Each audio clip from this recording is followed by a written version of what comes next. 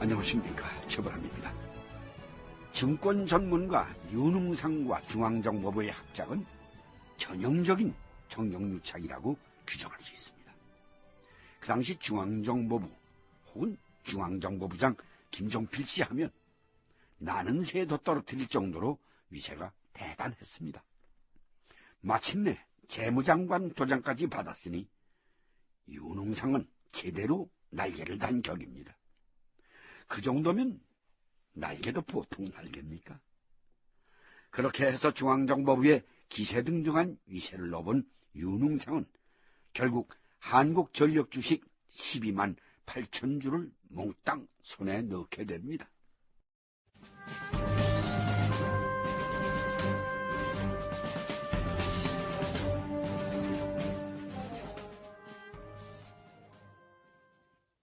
그럼 한전주 12만 8천 주를 일흥증권으로 모두 넘기겠습니다. 농림부 장관의 승인을 생략하고 대신 아무 관련도 없는 재무부 장관 승낙서를 받아 농협을 압박한 강성원. 마침내 한국전력 주식 모두를 건네받게 되는데. 이건 정말 궁금해서 여쭙습니다. 예, 말씀하시죠. 한전 주가가 그렇잖아도 바닥인데 거기서 다시 5%나 싸게 팔았다는 걸 나중에 알려지게 된다면. 그래서 철저하게 비밀로 붙이고 있는 거 아닙니까?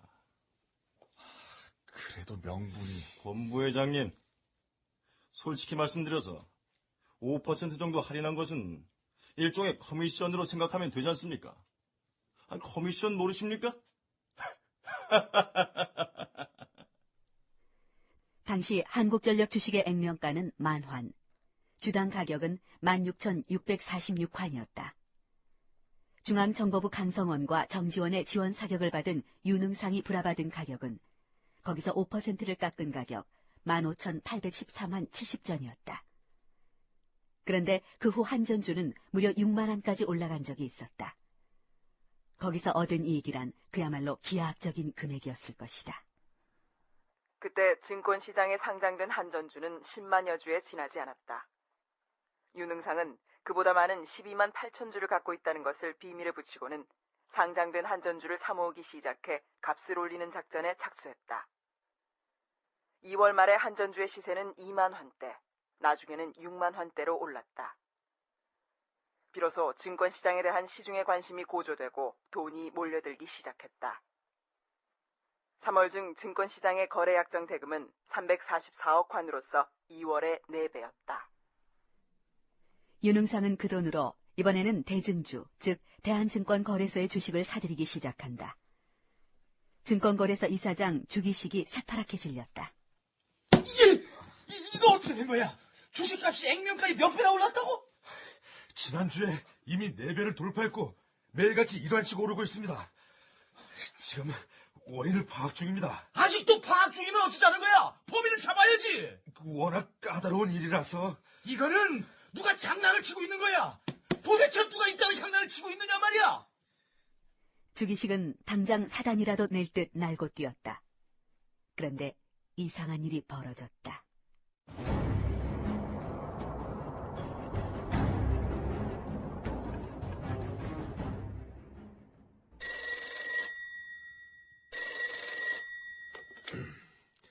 네, 이사장실입니다. 이사장님요? 안 계십니다. 모른다니까요. 벌써 사흘째 안 나오고 계십니다. 글쎄 대개 연락을 해도 모른다고 하니 저희가 어떻게 합니까? 예, 들어오시면 연락드리라고 하겠습니다. 부장님, 이사장님 찾는 전화죠? 듣고도 몰라? 이 귀신 고칼 노릇이네. 사흘이 되도록 출근도 안 하시고 연락도 없고. 지금까지 이런 일이 없었잖아. 직원들도 모두가 불안해하고 있습니다. 왜? 아니, 정보요원인가 하는 사람이 찾아와서 모시고 간 뒤로 연락 두절 아닙니까? 누가 압니까? 지도새도 모르게 그냥... 이 사람이 못하는 소리가 없어. 내가 넘겨준 전화번호는 다 뒤져봤어? 예, 그럼요. 전화만 한 200통은 한 것 같습니다.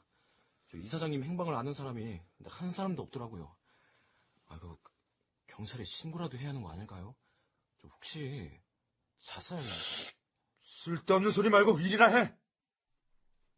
그런데 실종 사흘째 되던 날, 이사장 주기식이 대한증권 거래소에 나타났다. 이 사장님.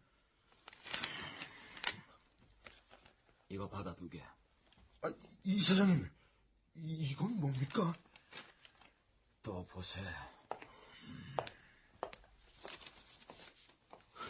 아니, 이거 사표?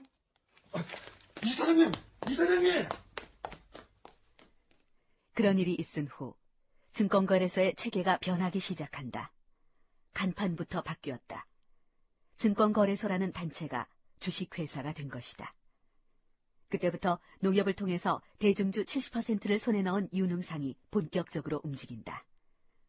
그는 우선 거래소 이사장에 자신의 하수인격인 서재식을 앉혔다. 서 이사장, 이 증권거래소 자본금이 고작 이래 가지고서야 되겠소? 그럼 증자를... 당연하지요. 한 40억 원 정도 증자하면 될까요? 그리고 프리미엄을 정합시다. 어느 정도로 하실 생각입니까? 지금 우리 대증주는 액면가 50전에 70배가 넘는 35환인데 그 새 주식에는 액면가의 28배인 14환의 프리미엄을 붙일 셈이요.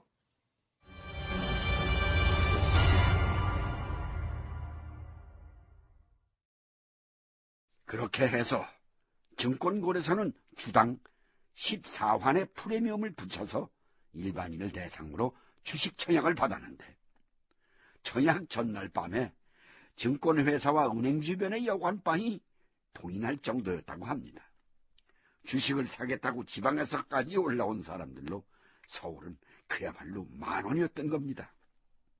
증권시장도 활성화시키고 그 틈을 타서 합법적으로 재건동지회 장당 자금을 마련한다는 정보부 측과 소위 증권도사 유능상의 아이디어가 증권시장을 뜨겁게 달구는 데까지는 성공을 했습니다. 그러나 과유불급이라고 이게 너무 뜨거웠던가 봅니다. 유 사장님, 큰일 났습니다.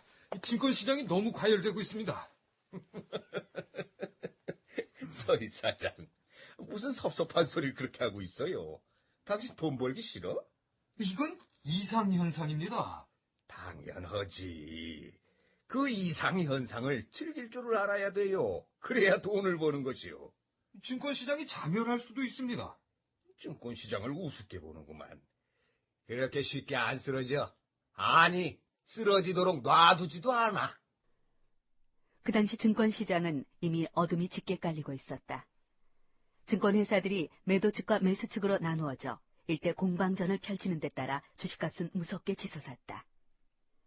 3월 말 구한 20전이던 대증주가 한 달 뒤에는 당일 결제 거래에서 42환 50전, 선물 거래에서는 60환으로 올랐다.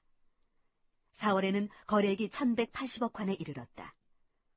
그 가운데 1020억 환은 결제를 나중에 하는 보통 거래였다. 현금과 현물의 뒷받침이 없는 이른바 공매도가 성행했다. 결국 그런 것들이 누적되면서 증권시장은 피로감을 더해갔다. 그해 5월 말경 유능상도 서서히 불안해지기 시작한다. 서 이사장, 나 유능상이요. 예? 200억 환만 빨리 좀 마련해봐요. 수도 결제 자금이 부족해. 수도 결제는 증권의 매매 계약 체결일로부터 3일째 되는 날 증권회사 간에 차감 결제되는 방식을 말한다. 200억 환이요? 지금은 좀 어렵습니다. 왜 어려워? 증권거래소에 그만한 돈이 없습니다. 은행에 융자를 받지 않으면 어렵습니다. 그럼 은행 융자라도 받아봐요. 은행 융자가 그렇게 쉬운 게 아닙니다. 뭐야? 은행?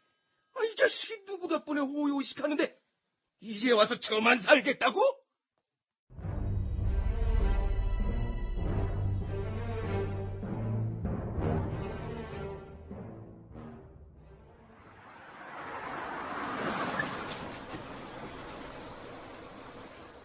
깊은 밤, 한남동의 단독주택으로 여러 대 승용차가 들어가고 있었다.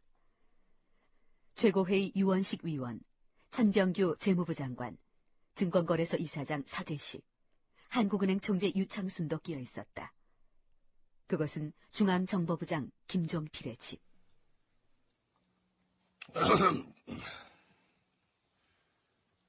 거래 불능 사태가 계속되면 어떻게 되는 거예요?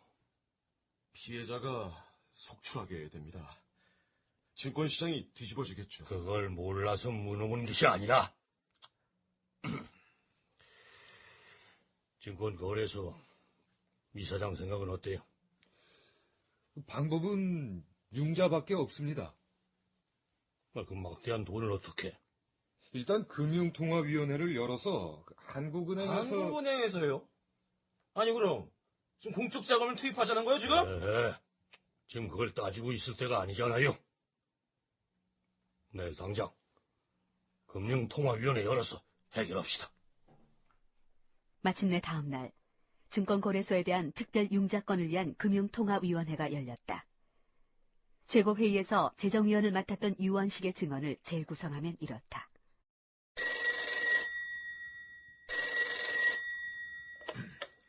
유원식입니다.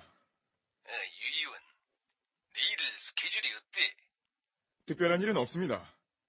무슨 일이라도 내일 그저 한국은행에서 회의가 있는 것 같던데. 한국은행에서요. 무슨 회의인진 몰라도 제가 가야 한다면 그저 금융통화위원회가 열리는데 유 의원이 좀 가보면 어때? 금융통화위원회는 어차피 재무부 밑에 있고 재무부 감독은 유재경 위원 아닌가?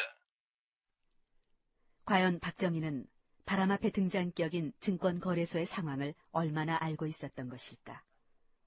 아무튼 자. 130억 한 정도 선에서 표결로 갑시다. 잠깐만요. 금융통화운영위원회 위원 정인욱이었다. 아무리 생각해도 이건 아닙니다. 증권가의 결제 불능 사태를 해결하자고 모인 건데 결국 한국은행의 특별융자 130억 환으로 결론이 나는 것 같습니다. 지금까지 그 얘기 하지 않았소. 저는 거기에 반대합니다. 왜 증권거래소의 부실을 한국은행이 떠나야 합니까? 그리고 그 돈으로도 해결되지 않을 거라고 봅니다. 그렇다면 끝까지 뒤를 대줘야 한다는 건데 이건 아닙니다. 이거 봐요, 정 의원. 이 상황에서 발을 빼면 어쩌자는 거요? 본인은 증권거래소 문제에 발을 들여놓은 적도 없는데 뺀다는 말은 어폐가 있습니다. 뭐요? 당신 정말 저는 반대합니다. 지금 회의록 쓰고 있는 석에 내 반대 의사 표시를 똑바로 적으셔. 야! 너 뭐야? 뭐요? 너는 사람이 경론 끝에 융자는 성사됐다.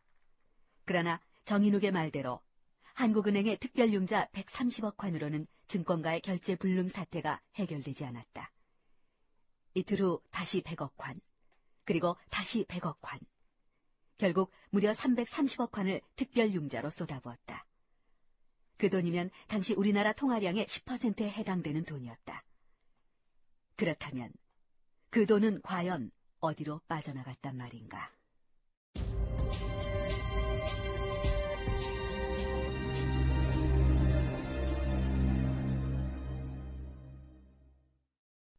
돈을 아무리 풀어도 증권거래소에 의한 대행결제는 완결되지 못했습니다. 그 아우성 사이에서 결제자금이 바닥났다는 소문이 돌면서 주식값은 곤두박질을 쳤습니다. 그 사이에 증권시장은 월말 대행결제를 막지 못했고 파탄이 나고 말았다. 증권파동의 내막이 그랬습니다. 훗날 김종필 씨는 주변에서 협작질을 해서 자신이 내몰린 것이지 자신은 공화당 창당 자금과 관련이 없다고 주장했습니다. 그러나 중앙정보부 소속 인물로 증권파동을 주도한 강성원 씨는 지난 2000년대 초반에 이렇게 사과했습니다. 당시 증권을 부양해야 한다는 요구가 있었고 그래서 그걸 하다 보니 돈이 생겨서 전용한 것입니다. 피해를 봤던 국민들에게 사과드립니다. 이쯤 되면은 증권 파동의 실질적인 주역은 누구였으며 거기서 빠져나간 돈은 어디로 갔는지 짐작하기 어렵지 않겠죠?